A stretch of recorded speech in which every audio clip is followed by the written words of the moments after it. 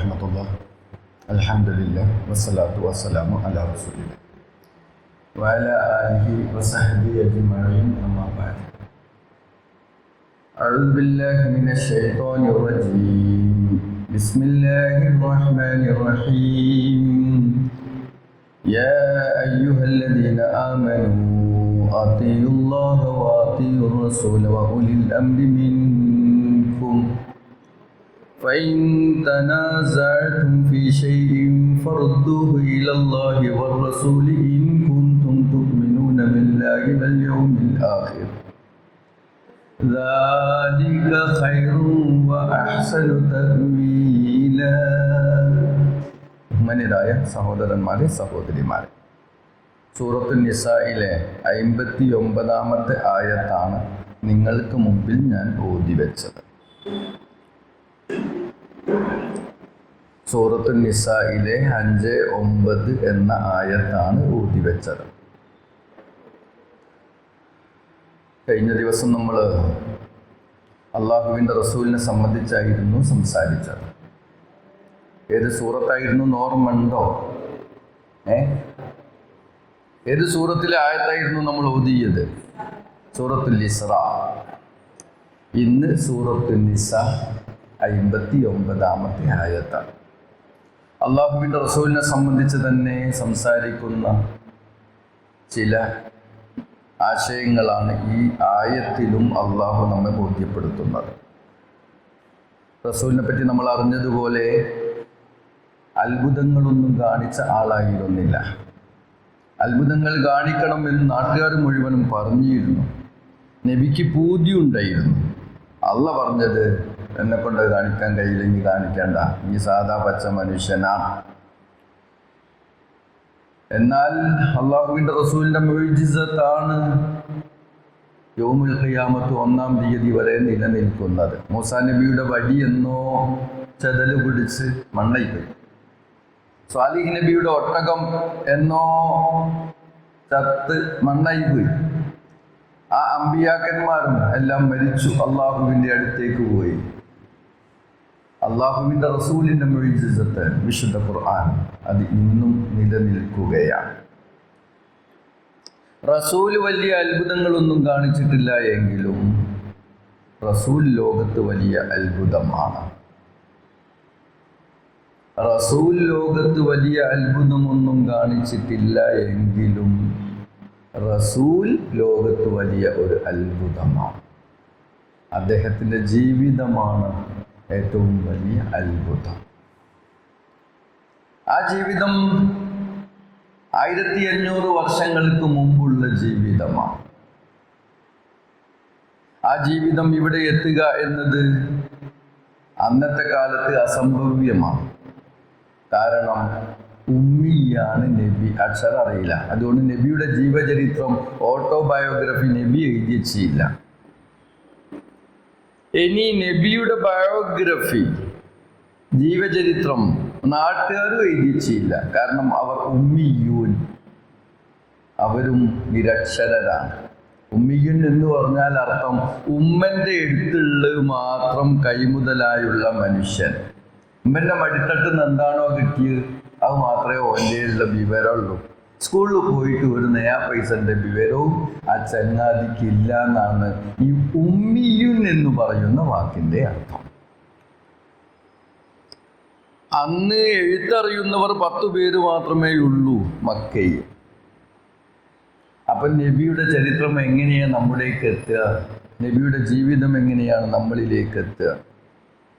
നബി എതിരായി പറയുകയും ചെയ്തു, എന്നിൽ നിന്ന് ഒരു ഹദീസും നിങ്ങൾ എഴുതി വെക്കരുത് എന്ന് അല്ലാഹു റസൂൽ പറഞ്ഞു. എഴുത്തറിയുന്ന ആളുകൾ 5-8 ഉണ്ടെങ്കിൽ അവരോടെന്താ പറഞ്ഞത്? നിങ്ങൾ എന്നിൽ നിന്ന് ലാ തക്തുബു അന്നീ ശൈഅൻ, എന്നിൽ നിന്ന് നിങ്ങൾ ഒന്നും എഴുതി വെക്കരുത്. എന്താ പറഞ്ഞതിൻ്റെ അർത്ഥം? അള്ളാഹുവിൻ്റെ വിശുദ്ധ ഖുർആനിൻ്റെ സ്ഥാനം കുറയരുത്. വിശുദ്ധ ഖുർആനും നബിയുടെ വർത്തമാനവും പരസ്പരം കൂടിക്കലരരുത്.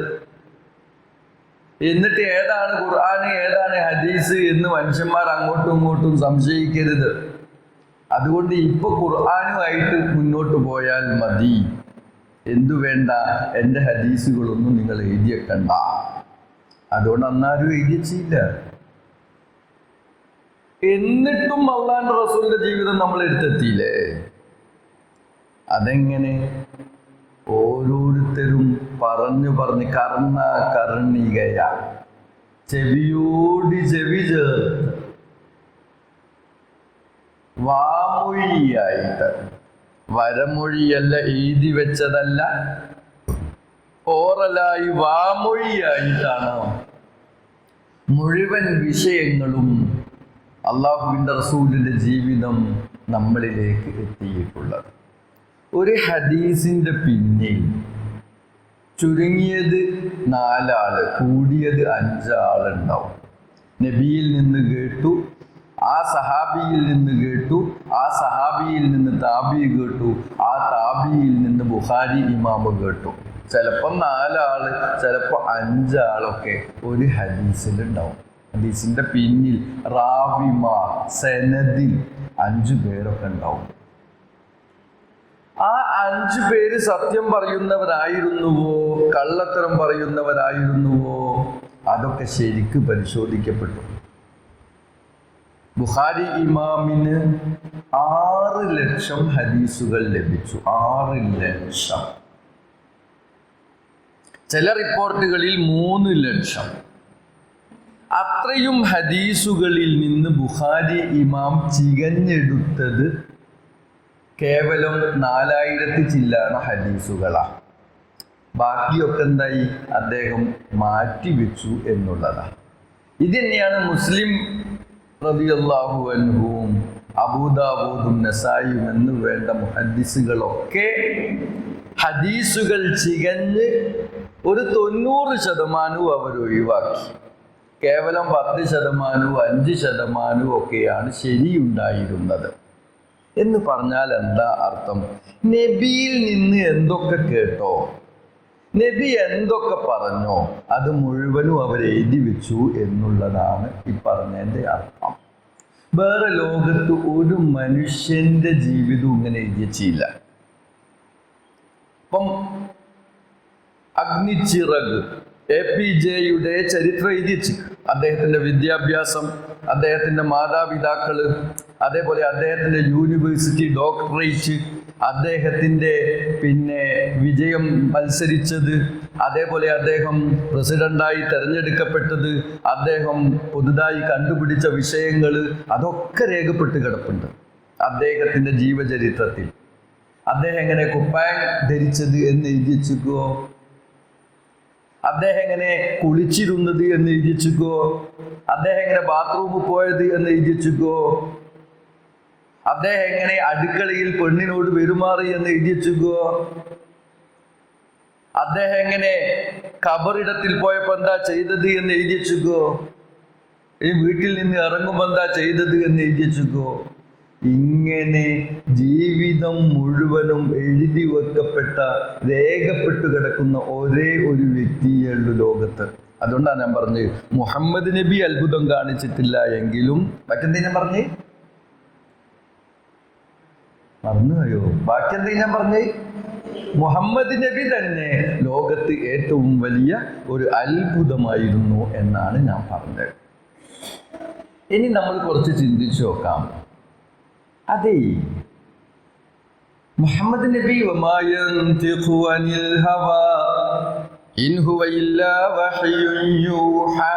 മുഹമ്മദ് നബി സംസാരിക്കൂല വഹയിന്റെ അടിസ്ഥാനത്തിലല്ലാതെ. അപ്പൊ മുഹമ്മദ് നബി സംസാരിച്ചൊക്കെ എന്താണ്? വഹയിന്റെ അടിസ്ഥാനത്തിലായിരുന്നു. എന്നാ ഒരു കാര്യം ഞാൻ പറയട്ടെ. നബി ഒരു ദിവസം സൈനബ ബീവിന്റെ അടുത്ത് പോയിട്ട് എന്തോ തേൻ കുടിച്ചു, അല്ലെ അതുപോലെ എന്തോ ഒരു വസ്തു കുടിച്ചു. അത് കഴിഞ്ഞ് സഫിയ ബീവിന്റെ അടുത്ത് പോയപ്പോ പറഞ്ഞ് എന്തോ മഹാഫീർ മണക്കുന്നു നിങ്ങളെ റസൂലെ എന്ന് പറഞ്ഞു. നിങ്ങൾക്ക് അറിയാം ഈ ചരിത്രം. പിന്നെ ആയിഷ ബീവിന്റെ അടുത്തും വേറെ ഭാര്യന്റെ അടുത്തും പോയപ്പോൾ എന്തോ വായനാട്ടുണ്ട് റസൂലെ എന്ന് പറഞ്ഞു. അത് ഞാൻ സൈനബന്റെ അടുത്തുനിന്ന് തേൻ കുടിച്ചതായതുകൊണ്ടാണല്ലോ, അതുകൊണ്ട് ഞാൻ ഇനി തേൻ കുടിക്കുന്നില്ല. അള്ളാന്റെ റസൂല് പറഞ്ഞ വർത്താനാണ്. ഈ വർത്താനം ഹദീസാണോ അല്ലയോ? നിങ്ങൾ പറഞ്ഞു കേട്ടിയില്ല? ഈ വർത്താനം ഹദീസാണോ അല്ലയോ? ഇത് നമ്മൾ പിൻപറ്റേണ്ടതാണോ അല്ലയോ? അല്ല. ഹദീസാണോ? അപ്പം അള്ളാഹുവിന്റെ റസൂൽ ഒന്നും സംസാരിക്കുകയില്ല വഹയിന്റെ അടിസ്ഥാനത്തിലല്ലാതെ എന്ന് പറഞ്ഞാൽ എന്താ അർത്ഥം? അടിപൊളി. നബി സ്വന്തം കാര്യം എന്തൊക്കെ പറഞ്ഞിട്ടുണ്ടാവും, അതൊക്കെ ഹദീസായിട്ട് തെറ്റിദ്ധരിക്കണോ? പക്ഷെ ഹദീസിന്റെ കൂട്ടത്തിൽ അതൊക്കെ ഉണ്ടാവും. നബി പറഞ്ഞ് മുഴുവൻ എഴുതിച്ചേക്ക്. അപ്പൊ എല്ലാ കാര്യവും എഴുതിച്ചേക്ക്. അതിൽ നബിയുടെ വ്യക്തിപരമായ അഭിപ്രായവും ഉണ്ടാവും. ഇത് വളരെ ഗൗരവപ്പെട്ട ഒരു വിഷയമായതുകൊണ്ടാണ് ഞാൻ സംസാരിക്കുന്നത്. ഉദാഹരണം പറയാം.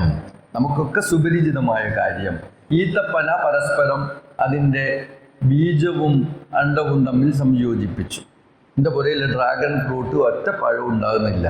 അപ്പോൾ അവസാനം പറയുന്നിട്ട് അതിൻ്റെ പൂമ്പൊടി എന്ത് ചെയ്യണം, മറ്റേ പൂവ് കൊണ്ടിട്ട് കൊടുക്കണം. അത് ഇച്ചിങ്ങുണ്ടോ അറിയുക. അതുകൊണ്ട് ഒറ്റ പഴം ഉണ്ടായില്ല, 10-25 പൂവ് ഉണ്ടായിട്ടുണ്ട്, ഒരു കായ പോലും പടച്ചോൻ സഹായിച്ചിട്ട് കിട്ടിയില്ല. അപ്പോ ഇതിങ്ങനെ പരസ്പരം ഇങ്ങനെ സംയോജിപ്പിച്ചപ്പോൾ അള്ളാഹുവിന്റെ റസൂൽ അതിൻ്റെ അടുത്തൂടെ നടന്നു. കർഷകരാണ് ഇത് ചെയ്തുകൊണ്ടിരിക്കുന്നത്. നബി ചോദിച്ചു, എന്തിനാ മക്കളെ ഇങ്ങനെ ചെയ്യുന്നത്? അപ്പോ ഓര് വിചാരിച്ച അത് ഹദീസാണ്, നബി പറഞ്ഞാലേ അത് പിൻപറ്റേണ്ടിയാണ് എന്ന് വിചാരിച്ചു. ഓല് പിന്നെ ചെയ്തില്ല. പിറ്റേത്തെ കൊല്ലം ഒരു വിളവും ഉണ്ടായില്ല. ആകെ വിഷമത്തിലായി കർഷകർ. അവരെല്ലാവരും കൂടി 15 എണ്ണം നബിൻ്റെ അടുത്തെത്തി, നബിയെ നിങ്ങൾ പറഞ്ഞ് കേട്ടിട്ട് ഞങ്ങൾ എന്ത് ചെയ്ത് പരാഗണം നടത്തിയില്ല, അതുകൊണ്ട് ഞങ്ങൾക്ക് വിളവ് ഉണ്ടായില്ല. അപ്പൊ റസൂൽ എന്താ പറഞ്ഞേ? അന്തും അഅലമു ബി ഉമൂരി ദുനിയ. ഞാൻ താത്വികമായി വളരെ ഗൗരവപ്പെട്ട വിഷയമാണ് പറയുന്നത്, ശരിക്ക് ശ്രദ്ധിക്കണം. അന്തും അഅലമു ബി ഉമൂരി ദുനിയാക്കും. നിങ്ങളുടെ ദുനിയവിയായ കാര്യങ്ങളെപ്പറ്റി നിങ്ങൾക്ക് ഏറ്റവും കൂടുതൽ അറിയുന്നത് നിങ്ങൾക്കാണല്ലോ.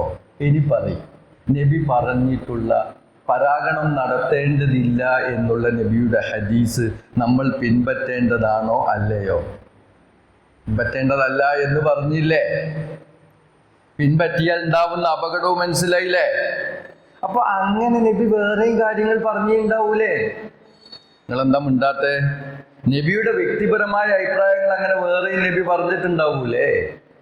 ഉദാഹരണം പറയാം. നബിയുടെ കാലഘട്ടത്തിൽ യുദ്ധക്കളത്തിലൊക്കെ സ്ത്രീജനങ്ങളൊക്കെ പോവലുണ്ട്. അവർ യുദ്ധം ചെയ്യാനല്ല, ടെന്റുകളിൽ നിന്ന് മുറിവേറ്റ ആളുകളെ ശുശ്രൂഷിക്കുവാൻ വേണ്ടിയാണ് സഹാബ വനിതകൾ അവിടെ പോവാറുള്ളത്. ചിലപ്പോൾ അവർ ചെയ്യാറുള്ളത് എന്താണെന്നറിയോ? മുറി പറ്റിയാൽ അപ്പുറത്തുനിന്ന് കുറച്ച് ഇലകളൊക്കെ കത്തിച്ച് അതിൽ നിന്ന് കുറച്ച് വെണ്ണീരെടുത്ത് ആ മുറിയിലൊക്കെ പുരട്ടി കെട്ടി കൊടുക്കും. ഇനിയിപ്പോൾ നബിയുടെ കാലത്തുള്ള നബിയുടെ അറിഞ്ഞിട്ടുള്ള ഒരു സുന്നത്ത്, ഒരു നടപടിയാണിത്. ഇക്കാലത്ത് ഒരു മുറി പറ്റിയപ്പോൾ അടുപ്പ് പോയിട്ട് കുറെ വെണ്ണീറിട്ട മുറിയിലിട്ട് കെട്ടിയാൽ എന്തായിരിക്കും ഉണ്ടാവുക? എന്നിട്ട് അവൻ കൊണ്ട് ഡോക്ടറെ എടുത്ത് ചെന്നാൽ എന്തായിരിക്കും പറയുക? ഇന്റെ റസൂല് ചെയ്തതാണ്, അതുകൊണ്ട് ഹദീസിൽ വന്നതാണ് എന്ന് പറഞ്ഞുകൊണ്ട് ഇതുമായിട്ട് പോയാൽ എവിടെ എത്തും നമ്മൾ? നിങ്ങൾക്ക് മനസ്സിലാകുന്നുണ്ടോ ഇല്ലയോ? ഹിജാമ ചെയ്തിരുന്നു, നബി ചെയ്തിരുന്നു, അല്ലെങ്കിൽ ചെയ്യാൻ കൽപ്പിച്ചിരുന്നു, അല്ലെ ചെയ്തോളൂ എന്ന് പറഞ്ഞിരുന്നു. നബി മൗനാനുവാദം നടത്തിയിരുന്നു. എന്താപ്പ സാധനം? എല്ലാവരും എന്നെ നോക്കി പേടിപ്പിക്കണോ? ഹിജാമ ചെയ്തിരുന്നു അബ്ബാസ് കൈ, ഹിജാമ ചെയ്തിരുന്നു. ഹിജാമ എന്താ? ഒരു ചികിത്സാ രീതിയാണ് അല്ലേ? കെട്ട രക്തം പുറത്തെടുക്കാൻ വേണ്ടി ചെയ്യുന്ന, അതിന് മലയാളത്തിൽ പറയല് കൊമ്പ് വെക്കുക. നബിയുടെ കാലഘട്ടത്തിലുള്ള ഒരു ചികിത്സാ രീതിയാണ് അത്. അവർ ചെയ്തു, അവർക്കന്ന് സുഖമായി. ഇനി ഇന്നൊരുത്തം പറയാണ് അള്ളാന്റെ റസൂൽ ഹിജാമ ചെയ്തതാണ് തലവേദനയായപ്പോ, അല്ലെ മറ്റെന്തോ കൈക്ക് വേദന ഉണ്ടായപ്പോ കൈമലി കൊമ്പ് വെച്ചിട്ട് കേട്ട രക്തം പുറത്തെടുത്തിരുന്നു, അതേപോലെ ഇനി അത് ചെയ്താൽ മതി എന്ന് ഒരുത്തൻ കിതാബ് ഓതി പറഞ്ഞാൽ നമ്മൾ എന്ത് ചെയ്യണം? ഹദീസിൽ വന്നതാണ് എന്ന് പറഞ്ഞിട്ട് അതേ ചെയ്യാവൂ എന്ന് പറഞ്ഞാൽ നമ്മൾ എന്ത് ചെയ്യണം? ഇതെന്താ മിണ്ടാത്തെ? ഇനി അത് ചെയ്തിട്ടില്ല എങ്കിൽ ഹദീസ് നിഷേധാവുമോ? അല്ല, അതൊരു ചോദ്യം തന്നെയാണല്ലോ. അള്ളാന്റെ റസൂലിന്റെ കാലഘട്ടത്തിൽ ചെയ്തിട്ടുള്ള ഒരു ചികിത്സാ രീതി, നബി അറിഞ്ഞ, നബി ചെയ്ത, നബി മനസ്സിലാക്കിയ ഒരു ചികിത്സാ രീതി നമ്മൾ ചെയ്തിട്ടില്ല എങ്കിൽ അത് ഒരു ഹദീസ് നിഷേധാവുമോ? അപ്പൊ പറഞ്ഞ് മനസ്സിലായില്ലേ? നബിയുടെ സംസാരത്തിൽ പറയും പിൻപറ്റേണ്ടതുണ്ട്, പിൻപറ്റേണ്ടാത്ത കാര്യങ്ങളും ഉണ്ട്. അത് വളരെ കൃത്യമായിട്ട് തന്നെ പറയുന്നത്, സുബോധത്തോടു കൂടി തന്നെ പറയുന്നത്, വളരെ ഗൗരവപ്പെട്ട ഒരു വിഷയം തന്നെയാണ്. ഇനി ഒന്നുകൂടി അങ്ങനത്തെ ഒരുപാട് അനുഭവങ്ങൾ പറയാം, കാര്യങ്ങൾ പറയാം. നബിയുടെ മദീനയിലേക്ക് പുറമേ നാട്ടിൽ നിന്ന് ചില ആളുകൾ വന്നു. ഇസ്ലാം ദീനെ പഠിക്കാനാ വന്നേ. അങ്ങനെ അവര് നാട്ടിലെത്തി, കാലാവസ്ഥ ഒക്കെ മാറി, ആ വെള്ളമൊക്കെ മാറിക്കുളിച്ച്, ബാക്കിങ്ങളറിയും, വെള്ളം മാറിക്കുളിച്ച് കാലാവസ്ഥയും മാറി, ബാക്കി പറയും, ഓർക്ക് പനിയടിച്ച്. അപ്പൊ ഓല ആകെ ഡൗൺ ആയിട്ട് ഓല ഇതിനും കൂടി ഒരു റൂം കിടക്കുക, സൂക്കടായിട്ട് കിടക്കുക. അപ്പൊ റസൂലെ നിങ്ങളെ കാണാൻ വന്ന ഇവര് ദീൻ പഠിക്കാൻ വന്ന അവര് സുഖമില്ലാണ്ട് കിടക്കുക കേട്ടോ. അതിനെന്താണോ, നമ്മളെ ബൈത്തുൽ മാലത്തെ ഒട്ടകമില്ലേ അപ്പുറത്ത്, ആ ഒട്ടകത്തിന്റെ പാലും കുടിക്കാൻ പറയും, ആ ഒട്ടകത്തിന്റെ മൂത്രവും കുടിക്കാൻ പറയും. ബുഖാരി ഇമാമിലൊക്കെ വന്നിട്ടുള്ള ഹദീസാണ്. ഇനിയിപ്പോ എന്താ ചെയ്യ? പനിച്ചാല് നമ്മളെ മക്കൾ ആരെങ്കിലും ഗൾഫിലുണ്ടെങ്കിൽ ഒരു കന്നാസിൽ കുറച്ച് ഒട്ടകത്തിന്റെ മൂത്രം ഇങ്ങോട്ട് കൊണ്ടുവരാൻ പറയും. ഇടയ്ക്കിടയ്ക്ക് നമുക്ക് ഈ 2 ഔൺസായിട്ട് കുടിച്ചു നോക്കാം. കാരണം അള്ളാന്റെ റസൂൽ ചെയ്തിട്ടുള്ള ഒരു നടപടിയാണ്, ഹദീസിൽ വന്നിട്ടുള്ള ഒരു വിഷയമാണ്. ഇത് നമ്മൾ പിൻപറ്റേണ്ടതുണ്ടോ ഇല്ലയോ? അല്ലേ?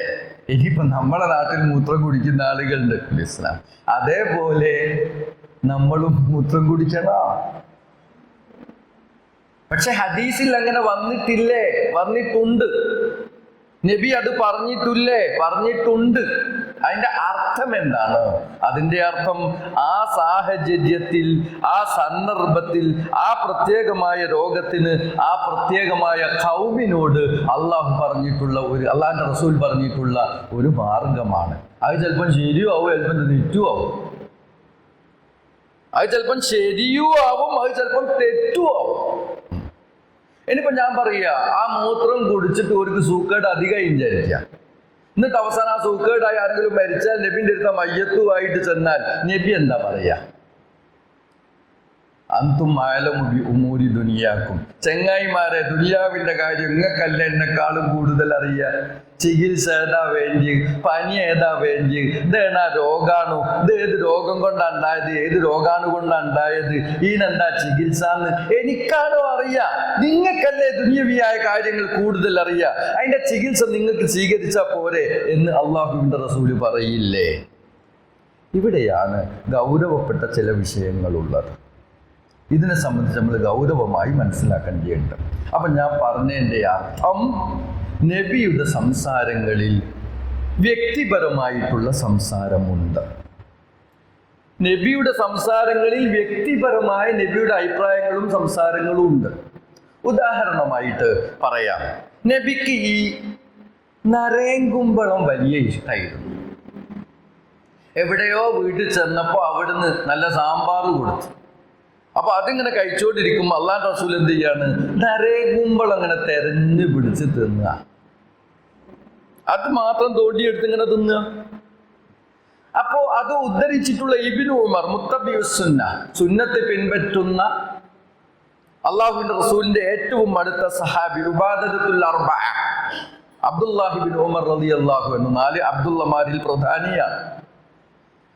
അദ്ദേഹം പിന്നെന്ത് ചെയ്യാൻ തുടങ്ങി? പിന്നെ പച്ചക്കറി വാങ്ങാൻ പോകുമ്പോൾ നരേങ്കുമ്പൾ തന്നെ വാങ്ങാൻ തുടങ്ങി. അദ്ദേഹത്തിനും അത് ഇഷ്ടമായി. കാരണം നബി ഇഷ്ടപ്പെട്ട സാധനല്ലേ. ഇനിയിപ്പോൾ നമ്മൾ എന്താ ചെയ്യുക? ക്യാരറ്റിന് വാങ്ങണോ? ഒച്ചത്തിൽ ഉരുളക്കിഴങ്ങിന് വാങ്ങാണ്ടിരിക്കണോ? നരേങ്കുമ്പളം തന്നെ വാങ്ങണോ? അള്ളാന്റെ റസൂലിന് ഇഷ്ടപ്പെട്ടതല്ലേ? റസൂൽ അത് തെരഞ്ഞു നോക്കി തിന്നിട്ടില്ലേ? ഇവിടെയാണ് വിഷയമുള്ളത്. അത് നബിയുടെ വ്യക്തിപരമായ കാര്യമാണ്. അത് നബിക്കുള്ള ഇഷ്ടപ്പെട്ട കാര്യമാണ്. അത് ഹദീസിൽ വന്നിട്ടുണ്ട്. പക്ഷെ അത് ഹദീസായിട്ട് പരിഗണിക്കണ്ട. അപ്പൊ ഹദീസുൻ എന്ന് പറഞ്ഞാൽ അർത്ഥം വർത്തമാനം, നബിയുടെ വർത്തമാനം. ഖുർആനെ സംബന്ധിച്ചും ഹദീസ് എന്ന് അള്ളാഹു പറഞ്ഞിട്ടുണ്ട്. ഫബിഅയ്യി ഹദീസിൻ ബഅദഹു യുഅ്മിനൂൻ.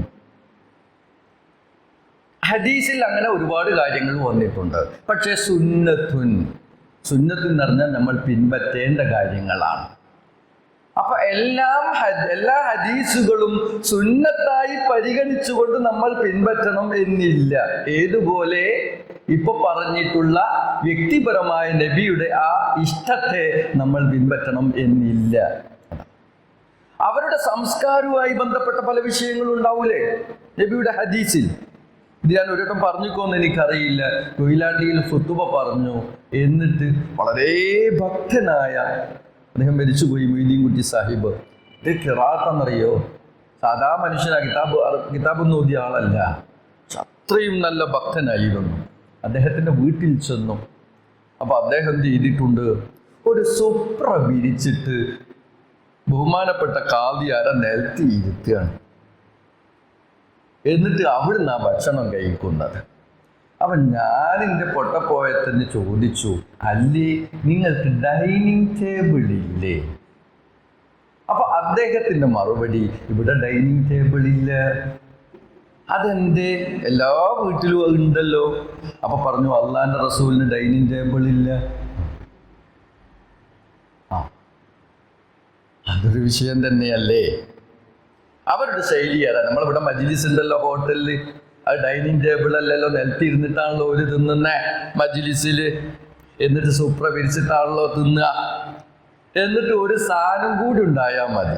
ആ സാധനം മുഴുവൻ സാധനങ്ങളും അതിൽ ഭക്ഷണ പദാർത്ഥങ്ങൾ അതിൽ കൊണ്ട്. നമ്മൾ ഹജ്ജിന് പോയപ്പം അറഫയിൽ വലിയ സഹഫ് തട്ടിൽ അലൈഹിസ്സലാം റഹ്മത്തുള്ള മന്തി, ഒട്ടകത്തിന്റെ മന്തി കൊണ്ട് തന്ന് എല്ലാം ഒറ്റ വലിയൊരു പാത്രത്തിലായിരുന്നു. എല്ലാ ആളുകളും അതിൻ്റെ ചുറ്റും കൂടി ഒന്നിച്ചിരുന്ന് എന്നിട്ട് ആ വലിയ ട്രേയിൽ നിന്ന് എല്ലാവരും ഒന്നിച്ച് കഴിച്ചു. അവരെല്ലാവരും നിലത്തിരുന്ന് കഴിച്ചു. അതാണ് അവരുടെ സംസ്കാരം. അത് ഹദീസിൽ വന്നിട്ടുണ്ട് ആ സംസ്കാരം. ഇനി നമ്മൾ പറയാണ്, ഹദീസിൽ വന്ന ഈ നടപടി, ഈ സുന്നത്ത് നമ്മൾ പിൻപറ്റേണ്ടതാകുന്നു.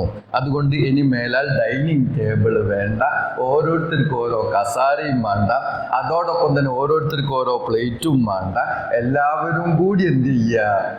ഒരു സാനിൽ നിന്ന് ഭക്ഷണം കഴിച്ചോളുക എന്ന് പറഞ്ഞാൽ എന്താ അഭിപ്രായം? അങ്ങനെ വടകര പോയപ്പോൾ അങ്ങനെ ഒരു സംഭവം ഉണ്ടാകുകയും ചെയ്ത്, കഞ്ഞി എന്നിട്ട് ഒന്നായിട്ട് വലിയ പാത്രത്തിൽ നിന്ന് എല്ലാവരും അതിലിങ്ങനെ കോരി കുടിക്കുക. സത്യം പറഞ്ഞാൽ ഞാൻ കുടിച്ചില്ല. അതന്നെ പണ്ട് ഇപ്പം അങ്ങനെ ഉണ്ടാവൂല. പണ്ട് എൻ്റെ ഇളയമ്മൻ്റെ വീട്ടിൽ പോയപ്പം. അപ്പോ അതൊരു സംസ്കാരമാണ്, അതൊരു രീതിയാണ്, അത് നമ്മുടെ ഇഖ്തിയാരിയായ വിഷയമാണ്. അത് നമുക്ക് ചെയ്യുകയും ചെയ്യാണ്ടിരിക്കുകയും ചെയ്യാം, എടുക്കുകയും എടുക്കാണ്ടിരിക്കുകയും ചെയ്യാം. എടുത്തേ പറ്റൂ, അത് സുന്നത്താകുന്നു എന്ന് പറയേണ്ടതില്ല. ഹദീസിൽ അങ്ങനെ വന്നിട്ടുണ്ടാവാം, പക്ഷെ അത് സുന്നത്തായി നടപ്പാക്കപ്പെടേണ്ടുന്ന കാര്യമല്ല. ഇങ്ങനെ എന്തെല്ലാം കാര്യങ്ങൾ നിങ്ങൾ ചിന്തിച്ചു നോക്കി നബിയുടെ സംസാരങ്ങളിൽ. ഒരു ലോഡ് കാര്യങ്ങൾ, ഞാൻ ഒരുപാട് കാര്യങ്ങൾ ഇങ്ങനെ പറയുന്നില്ല, അങ്ങനെ ഒരുപാട് കാര്യങ്ങൾ നബി പറഞ്ഞിട്ടുണ്ടാവൂലേ. പ്രത്യേകിച്ചും വൈദ്യശാസ്ത്ര വിഷയത്തിൽ ഒരുപാട് കാര്യങ്ങൾ അള്ളാഹുവിൻ്റെ റസൂൽ പറഞ്ഞിട്ടുണ്ട്. അള്ളാഹുവിൻ്റെ റസൂൽ വൈദ്യം പഠിപ്പിക്കാൻ വന്നതാണോ, അല്ലെങ്കിൽ ദീൻ പഠിപ്പിക്കാൻ വന്നതാണോ? എന്താ മിണ്ടാത്തെ? ദീൻ പഠിപ്പിക്കാൻ വന്നല്ലേ? വൈദ്യം പഠിപ്പിക്കാൻ വന്നാണോ? അല്ലല്ലോ. എന്നാലും വൈദ്യശാസ്ത്രത്തിലെ ചില വിഷയങ്ങളൊക്കെ അള്ളാഹുവിൻ്റെ റസൂൽ പറഞ്ഞില്ലേ? പറഞ്ഞിട്ടുണ്ട്. പല വിഷയങ്ങളും അള്ളാഹുവിൻ്റെ റസൂൽ പറഞ്ഞിട്ടുണ്ട്. അപ്പൊ ആ വിഷയങ്ങൾ നമ്മൾ പിൻപറ്റേണ്ടതുണ്ടോ? ഇത് ഒരു ചോദ്യമാണ്. അതിൽപ്പെട്ട ഒരു വിഷയമാണ് പിന്നെ ഹബ്ബത്തു സൗദ. എന്താ അർത്ഥം? കരിഞ്ജീരകം. പിന്നെ വേറെ ഒരുത്തിൽ തമ്രു അജുവ കാരക്ക. ഇത് അള്ളാഹുവിൻ്റെ റസൂൽ പറഞ്ഞിട്ടുള്ള ഒരു വിഷയമാണ്. ഇതിനെ ശക്തമായി സമൂഹ മധ്യത്തിൽ അവതരിപ്പിച്ചിട്ട് ഇത് നമ്മൾ ചെയ്യേണ്ട വലിയ സുന്നത്താകുന്നു എന്ന് പറയേണ്ടതുണ്ടോ? അത് അന്ന് അങ്ങനെ ഓല് പറഞ്ഞിരുന്നു. നബിയുടെ കാലത്ത് അങ്ങനെ ചെയ്തിരുന്നു. ഇപ്പോൾ ഒരുത്തന് വിശന്ത് ഉണ്ട്, അല്ലെങ്കിൽ ഒരുത്തന് വേറെന്തോ ശരീരത്തിൽ എട്ടുകാലി കടിച്ചു, അല്ലെ മറ്റെന്തെങ്കിലും വിഷയങ്ങൾ ചെയ്തു, അവനെ ഡോക്ടർ അടുത്ത് പോയില്ല. അവൻ എന്ത് ചെയ്തു? അള്ളാന്റെ റസൂല് പറഞ്ഞിരിക്കുന്നു, അജുവാക്കാരൊക്കെ തിന്നാൽ പിന്നെ അവനെ വിഷം തീണ്ടുകയില്ല എന്ന് പറഞ്ഞിരിക്കുന്നു. ഇനി എന്താ ചെയ്യുക? അത് പറയും. അങ്ങനെ തന്നെ പോയാൽ മതിയോ? ഇനി ഞാൻ പറയാ, ഒരുത്തൻ മരിച്ചു പോയി വിചാരിക്കുക. പാമ്പിനെ പിടിക്കാൻ പോകുന്നതിന്റെ മുമ്പേ ഒരുത്തൻ 10 അജുവാക്കാരൊക്കെ പിടിച്ച് പാമ്പിനെ പിടിച്ചു. അപ്പൊ ഓന് ധൈര്യ. കാരണം ഞാൻ അജുവാക്കാരൊക്കെ നിൽക്ക്, അജുവാക്കാരൊക്കെ തിന്നാൽ വിഷം തീണ്ടില്ല എന്ന് അള്ളാന്റെ റസൂൽ പറഞ്ഞിക്ക്. അതുകൊണ്ട് എനിക്ക് പാമ്പിനെ എങ്ങനെയും പിടിക്കാം. മോൻ പിടിച്ച് കൊത്തി, എന്നിട്ട് ഓരോ കിട്ടും പോയില്ല, അവസാനം മരിച്ചു. ആ മയ്യത്തുമായിട്ട് നമ്മൾ റസൂലിന്റെ അടുത്ത് എന്നാ റസൂൽ എന്തായിരിക്കും പറയാ? നിങ്ങളറി അന്തുമാലമുബി ഓമൂരി ദുനിയാക്കും, നിങ്ങളുടെ ദുനിയവിന്റെ കാര്യം ഏറ്റവും കൂടുതൽ അറിയുന്നവർ നിങ്ങളല്ലേ, എന്തുകൊണ്ട് ഞാൻ ആ പറഞ്ഞ വിഷയം നിങ്ങൾ പിൻപറ്റി എന്ന് അള്ളാഹുവിന്റെ റസൂൽ ചോദിക്കും എന്നുള്ളത് ഉറപ്പാണ്. അപ്പൊ ഞാൻ പറഞ്ഞു വരുന്ന വിഷയം, റസൂലിന്റെ ഹദീസുകളിൽ എല്ലാം വന്നിട്ടുണ്ട്, അത് എല്ലാം ശേഖരിച്ചിട്ടുണ്ട്, ഇന്നും അത് നിലനിൽക്കുകയാണ്. ലോകത്തെ ഏറ്റവും അത്ഭുതമാണ് എന്ന് ഞാൻ പറയുകയും ചെയ്തു. ഇനി യൗമൽ ഖിയാമത്ത് 1-ാം തീയതി വരെ മുസ്ലിങ്ങളുടെ പരിപാടി എന്താണെന്നറിയോ?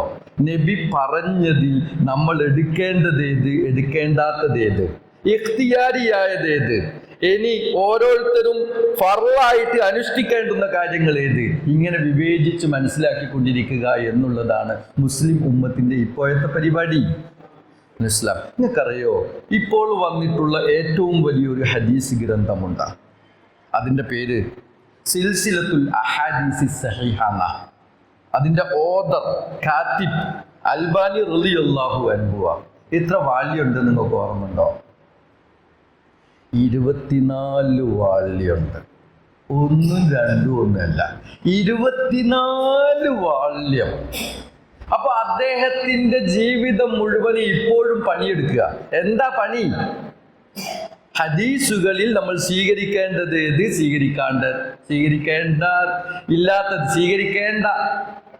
ഇല്ലാത്തത് ഏത്, ഇത് പരിശോധിക്കുന്ന പണിയാ. അത് ബുഖാരി ഇമാം അവിടെ എഴുതി വെച്ചിക്കല്ലോ, ഇനിയിപ്പം വേണ്ട എന്ന് അൽബാനി റളിയല്ലാഹു അൻഹു തീരുമാനിച്ചോ? മുസ്ലിം റളിയല്ലാഹു അൻഹു പണ്ട് എഴുതി വെച്ചിക്ക്, ഇനി ഞാനൊന്നും ചെയ്യേണ്ടിയില്ല എന്ന് തീരുമാനിച്ചോ? ഇല്ല. അവരൊക്കെ ചെയ്തതിനേക്കാളും വലിയ പണിയായിട്ട് എനിക്കിപ്പോ തോന്നുന്നു. കാരണം 24 വാള്യാണ്, ചില്ലറയല്ല.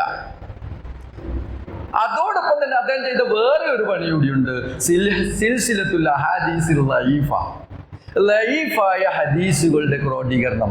അത് ഇതിനേക്കാളും കൂടുതൽ വാല്യം ഉണ്ടാവും. ശരിക്കും നമ്മൾ സ്വീകരിക്കേണ്ടത്, ഒഴിവാക്കേണ്ടുന്ന ഹദീസുകൾ ഏത്, സ്വീകരിക്കേണ്ടുന്ന ഹദീസുകൾ ഏത്. ഇനി ഒന്നുകൂടി ഞാൻ പറയട്ടെ, യൗമുൽ ഖിയാമത്ത് 1-ാം തീയതി ആയാലും പണിയുകയില്ല. അത്രമേൽ ഹദീസുകളുടെ നിറഞ്ഞു കിടക്കുക ലോകത്ത്. അത് ചികഞ്ഞ് ദീനിയായ വിഷയമെന്ത്, ദുനിയവിയായ വിഷയമെന്ത്, വ്യക്തിപരമായ വിഷയമെന്ത്, രാഷ്ട്രീയപരമായ വിഷയമെന്ത്, നബിയുടെ കൃഷിയിൽ നബി പറഞ്ഞതെന്ത്, നബി ആരോഗ്യശാസ്ത്രത്തിൽ പറഞ്ഞതെന്ത്, ഇങ്ങനെ ഒരുപാട് മേഖലകളിൽ നബി പറഞ്ഞിട്ടുണ്ടാവും. നമുക്ക് പിൻപറ്റേണ്ടത് സ്വർഗത്തിലേക്ക് അടുപ്പിക്കുന്ന കാര്യങ്ങൾ എന്തൊക്കെ റസൂല് പറഞ്ഞു, അല്ലേ? നരകത്തിൽ നിന്ന് നമ്മെ അകറ്റുന്ന കാര്യങ്ങൾ റസൂല് എന്തൊക്കെ പറഞ്ഞു, അത് നമ്മൾ കൃത്യം പിൻപറ്റണം. പറഞ്ഞു കേട്ടില്ല? ഇപ്പോ നിസ്കാരത്തിൽ എങ്ങനെയാണ് നമ്മൾ അത്തഹിയാത്ത് ചെല്ലേണ്ടത്, അത് റസൂല് പറഞ്ഞതും അത് നമ്മൾ കേൾക്കണം. അതേപോലെ ഒരു വിഷയമാണോ വെള്ളത്തിൽ ഈച്ച വീണു, ആ ഈച്ചയെ മുക്കിയെടുക്കണം, എന്നിട്ട് അത് കുടിക്കണം. ഇത് രണ്ടും ഒരേ രൂപത്തിലാണോ നമ്മൾ സ്വീകരിക്കേണ്ടേ? ഞാൻ പറഞ്ഞു മനസ്സിലായില്ല. അത്തഹിയാത്തിൽ എന്താണ് നമ്മൾ ചെല്ലേണ്ടത് എന്ന വിഷയവും വെള്ളത്തിൽ ഈച്ച വീണിട്ടുണ്ട് അത് കുടിക്കേണ്ടതുണ്ടോ ഇല്ലയോ എന്ന വിഷയവും ഒരേ കാര്യമാണോ? പിന്നെ ആദ്യത്തേത് ദീനിയായ വിഷയമാണ്, രണ്ടാമത്തേതോ അത് ഇഖ്തിയാരിയായ വിഷയമാണ്. നമ്മൾ ഹദീസ് നിഷേധത്തിന് മറ്റൊന്നും പോവേണ്ടിയില്ല. നിങ്ങൾക്ക് മാണോ കുടിക്കണ്ട, അത്രല്ലൂ. അതിൽ മുക്കിയിട്ട് എടുത്ത് കുടിക്കണ്ട. കുടിച്ചോളി, അങ്ങനെ കുടിക്കണം എന്നുണ്ടെങ്കിൽ കുടിച്ചോളി. ഇനി കുടിക്കണ്ടേ? കുടിക്കണ്ട. എല്ലാവരോടും പോയി പറയാണ് അവൾ ഈച്ച വീണാൽ അതിൽ മുക്കിയിട്ട് എല്ലാവരും അങ്ങനെ കുടിച്ചിരിക്കണം എന്ന് പറയേണ്ടതുണ്ടോ? ഇതാണ് എൻ്റെ വിഷയം.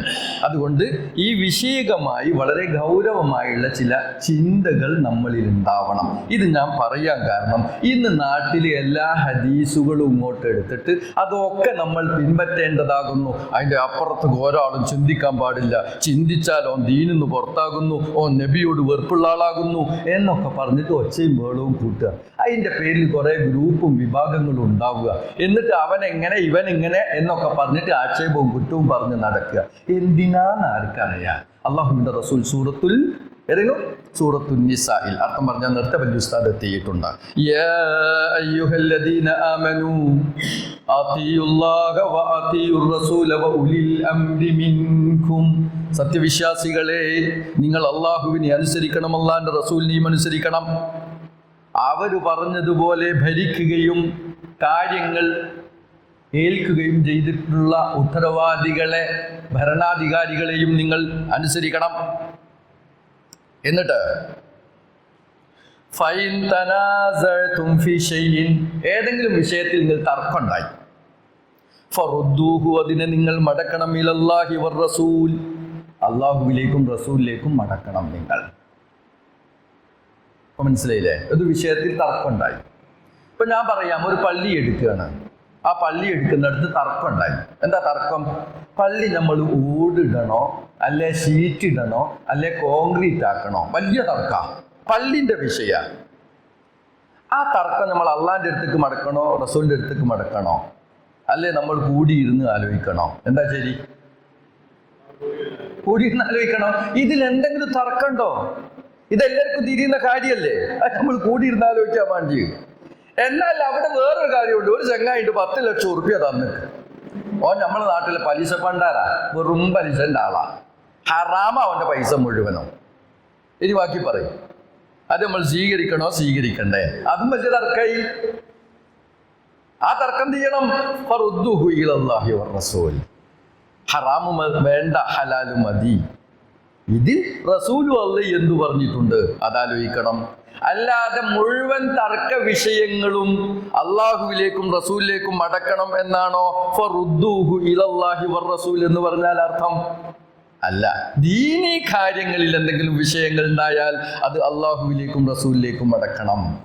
ദുനിയവിയായ വിഷയങ്ങളിൽ ശൂറാ ബൈനഹും വ അംറുഹും, അവരുടെ ദുനിയവിയായ കാര്യങ്ങൾ ശൂറാ ബൈനഹും, അവർ കൂടിയിരുന്ന് ആലോചിച്ച് അതിൽ നല്ല അഭിപ്രായം, ഭൂരിപക്ഷ അഭിപ്രായം എടുത്തുകൊണ്ട് കാര്യങ്ങൾ മുന്നോട്ട് നീക്കണം. ഇതാണ് അള്ളാഹു ഈ ആയത്തിൽ നമ്മെ പഠിപ്പിച്ചിട്ടുള്ളത്. ഇൻ കുന്തും തുഅ്മിനൂന ബില്ലാഹി വൽ യൗമിൽ ആഖിർ, അല്ലാഹുവിലും റസൂലിലും വിശ്വസിക്കുന്നുവെങ്കിൽ ഇങ്ങനെയാണ് നിങ്ങൾ ചെയ്യേണ്ടത്. ദാലിക ഖൈറും വ അഹ്സനു തഅ്വീല, അതല്ലേ മെച്ചം, അതല്ലേ ഉത്തമം. അള്ളാഹുവിന്റെ റസൂൽ പറഞ്ഞ എന്തൊക്കെ കാര്യമുണ്ടോ അത് ദീനിയായ വിഷയങ്ങൾ നമ്മൾ പിൻപറ്റിയാൽ അതിന്റെ ഗുണം നമുക്കുണ്ടാവും. അത് നിസ്സാര കാര്യമാണെന്ന് വിചാരിച്ചാൽ പോലും, ചെറിയ കാര്യമാണെന്ന് വിചാരിച്ചാൽ പോലും, വായിൽ വെള്ളം നിറച്ച് അങ്ങോട്ടും ഇങ്ങോട്ടും ഇളക്കി അങ്ങനെ കൊപ്പിളിക്കുക, അല്ല അതിൻ്റെ മുമ്പേ ഒന്ന് പല്ല് തേക്കുക, എങ്കിൽ ദന്താശുപത്രിയിൽ അധികം പോകേണ്ടി വരൂല എന്നല്ലേ പറഞ്ഞതിൻ്റെ അർത്ഥം. മൂക്കിൽ വെള്ളം കയറ്റുക, എന്നിട്ട് അത് ഇടത് കൈകൊണ്ട് ചീറ്റി പുറത്തേക്ക് വിടുക, എങ്കിൽ ശ്വാസം മുട്ടുമായിട്ട് അധികം നടക്കേണ്ടി വരില്ല എന്നല്ലേ പറഞ്ഞതിൻ്റെ അർത്ഥം. ദാലിക ഖൈറ്, ഈ ദുനിയാവിലും നിങ്ങൾക്ക് ഖൈറ്, ആഖിറത്തിലും നിങ്ങൾക്ക് ഖൈറ്. ഏടെ ഖൈറ് എന്ന് പറഞ്ഞില്ല, എല്ലാ സ്ഥലത്തും നിങ്ങൾക്ക് ഖൈറായിരിക്കും. വ അഹ്സനു തഅ്വീല, പിൻപറ്റാൻ പറ്റിയിട്ടുള്ള ഏറ്റവും നല്ല വിഷയവും വിശദീകരണവും അതാണ്. പിൻപറ്റാൻ പറ്റിയിട്ടുള്ള ഏറ്റവും നല്ല വിശദീകരിക്കപ്പെട്ടിട്ടുള്ള തത്വവും ആശയവും അതാണ് നിങ്ങൾ പിൻപറ്റുകയും ചെയ്യേണ്ടത് എന്ന് അള്ളാഹു സൂറത്തു നിസായിലെ 59-ാമത്തെ ആയത്തിൽ നമ്മെ ബോധ്യപ്പെടുത്തുകയാണ്. ഏതായിരുന്നാലും ഹദീസ് നബിയുടെ സംസാരങ്ങളാണ്. സുന്നത്ത് നബിയിൽ നിന്ന് നമ്മൾ സ്വീകരിക്കേണ്ടുന്നതായ നടപടികളാണ്, ദീനിയായ നടപടികളാണ്. ആ സുന്നത്തുകൾ കൃത്യമായി പിൻപറ്റിക്കൊണ്ട് ഈ ലോകവും പരലോകവും വിജയിക്കുന്ന നല്ല വിശ്വാസികളുടെ കൂട്ടത്തിൽ നമ്മൾ ഉൾപ്പെടുക. അള്ളാഹു അതിൽ നമ്മെ എവരെയും അനുഗ്രഹിക്കുമാറാവട്ടെ. റബ്ബനാ ആതിനാ ഫിദ്ദുനിയ ഹസന വഫിൽ ആഖിറതി ഹസനത വഖിനാ അദാബന്നാർ. അസ്സലാമു അലൈക്കും വറഹ്മത്തുള്ളാഹി വബറകാതുഹു.